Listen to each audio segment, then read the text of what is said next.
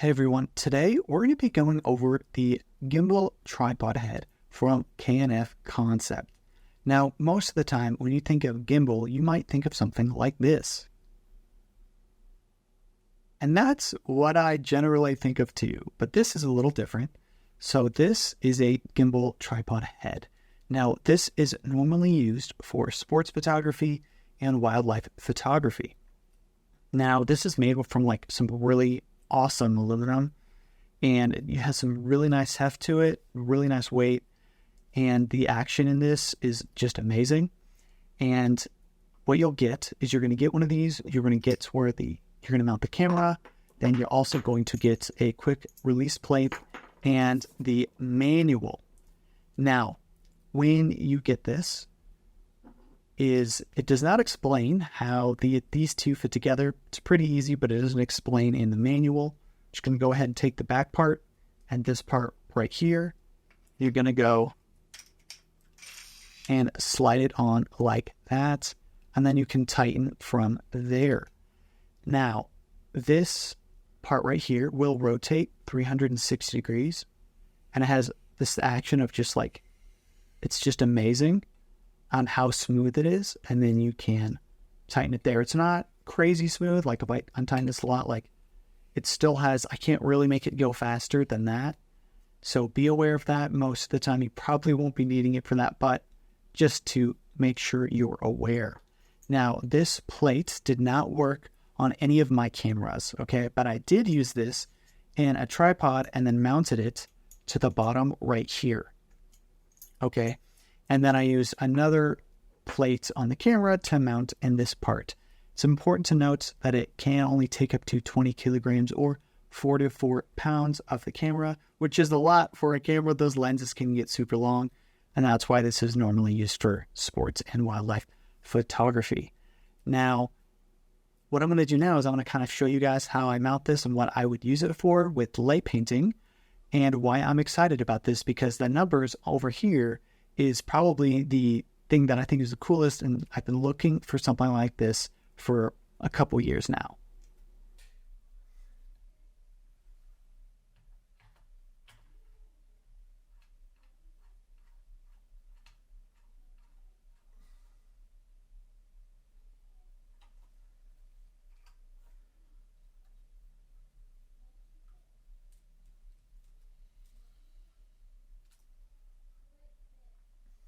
So now we're going to get into the technique portion using this gimbal tripod head. So I have my camera mounted here, and we're going to be making a kaleidoscope type effect using this. So what's going to happen is the numbers that are on the side here is I'm going to rotate to 30, and then I'm going to lock it. And then using the two flashes that are on the side over here, the two strobes, I'm going to have a flash in my hand that I'm going to press in a long exposure photograph. And then once I have that done, we're going to cover the lens, and then I'm going to move this to 60 and do the same thing. And we're going to repeat the process to create the image that you're probably going to see on the screen very soon. So right now I have a video that's sped up that was around 4 to 5 minutes in order to make this. And this is without me turning the lights on and off. And I'm kind of just showing you what happens with the lights on, what would actually happen in the dark.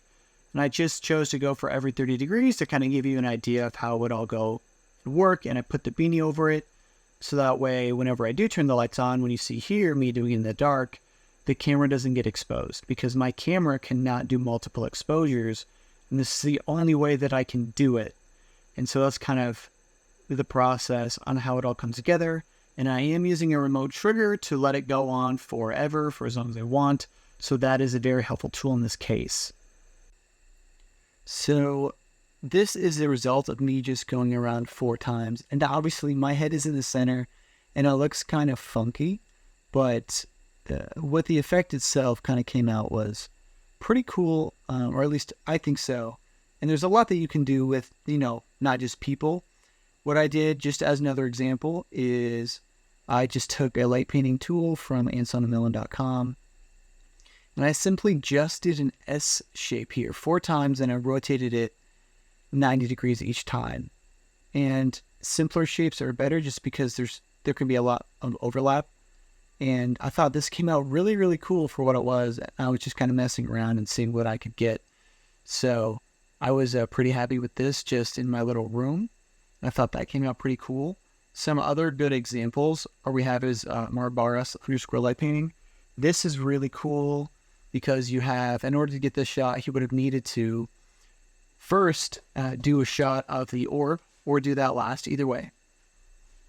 And then move to a different tripod that has this kind of mount on it, and then rotate it 4 times and expose each for each time. And you can see that the person actually moved their leg a slight bit here with the shadow, but that looks really, really cool.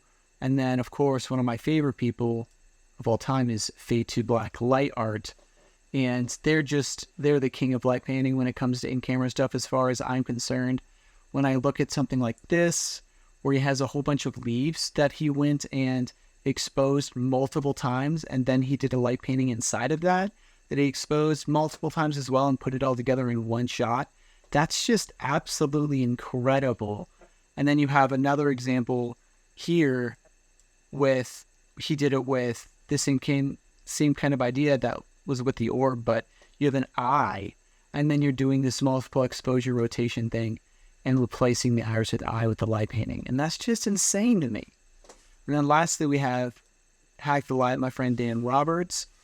And he was the one that first showed me this technique. And this is the technique that we used when we were out at White Pockets in Arizona. And I just absolutely love this piece. And I'll make sure to link everybody's work down below, just so you guys can go and peruse the rest of all of their work. It's really awesome. And that's going to be kind of it for this section. All right, some issues that I ran into when doing this technique. So first of all, when I'm in good lighting or bad lighting, it doesn't really matter. When I'm trying to finagle with the gimbal head, it goes from 0 to 30, then 60 to 90 to 60. And I found that when I'm looking at it from, different directions or a different way, that part from the 60 to 90 to 60 can be confusing because I'm like, I don't know which one is which, until I set it somewhere and then step back, and then I know, oh, okay, this obviously isn't at 90, so it must be 60. So that can be a little confusing. Then the other thing is just to make sure that everything is level. If it's not level, when you're trying to get those dead on shots of 0 or 90 or 180, if you have everything level, it's not going to be straight on and be at those right angles. So make sure that everything is level before you start using this technique. If you enjoyed this video or you learned something, leave a like, comment, subscribe, all that good stuff. And hopefully I'll see you in the next one. Bye.